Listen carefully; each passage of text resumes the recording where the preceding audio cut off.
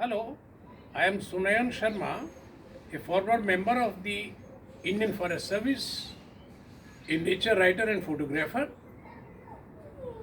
Well, I am active for contribution to the wildlife cause as president of the Seriska Tiger Foundation also.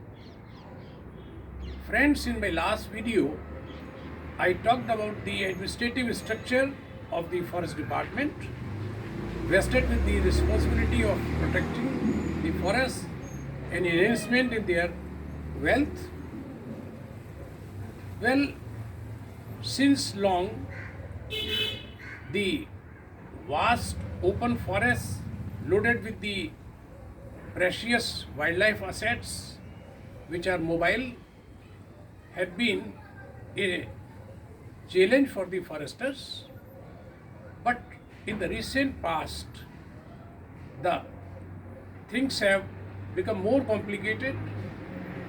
The responsibility has enhanced multiple times, mostly because of the development of the fair weather to all weather fast roads inside the core areas of the jungle. Well, it is not only this fact, the easy availability of the latest firearms, snares, traps, nets, etc., too has enhanced this problem. The seriousness of the threat to the wildlife can be best appreciated by the fact that, as per the latest reports, after human trafficking, this smuggling in the wildlife and its parts has become the second most lucrative crime business world over. Well, these threats can be countered with equipping the forest department, especially with the desired number of the manpower of the able personnel, and of course other budgetary provisions. But it is not being done. So why? Why is a big question mark, which certainly arises in everybody's mind. In the democratic setup, everybody expects such an important topic be given a priority by the governments, but it is not, because the wildlife does not vote. So, well, situation has to be changed.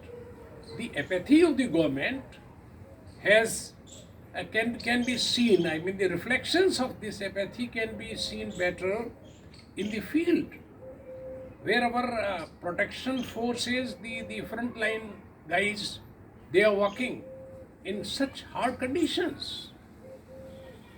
I perceive the people who are visiting the national parks, sanctuaries for tiger and lion safaris may not be having any idea about under what conditions the frontline staff is working. For want of the adequate manpower, the forest guards living in the deep down jungles in small hutments, they are forced to go into the jungles for patrolling, to control over the poachers and the other miscreants. Just single person does that, risking his life at the hands of the poachers, the wildlife, the graziers, and other miscreants. Well, you might have encountered certain protection posts where these frontline warriors, they live in the jungles. There the conditions are not good at all. They live in very tough conditions, deprived of even clean drinking water, no electricity, no education facility to keep the children there. So they have to live all alone and without other personnel to be company. They live all alone. So no electricity, no recreation, not even a newspaper. Under these conditions, but still they are trying to give their best. I salute them, their sentiment, their emotion, their dedication to the cause, and I will invoke the viewers to certainly look at them with a different, respectful way whenever they have the opportunity of visiting such areas in coming future.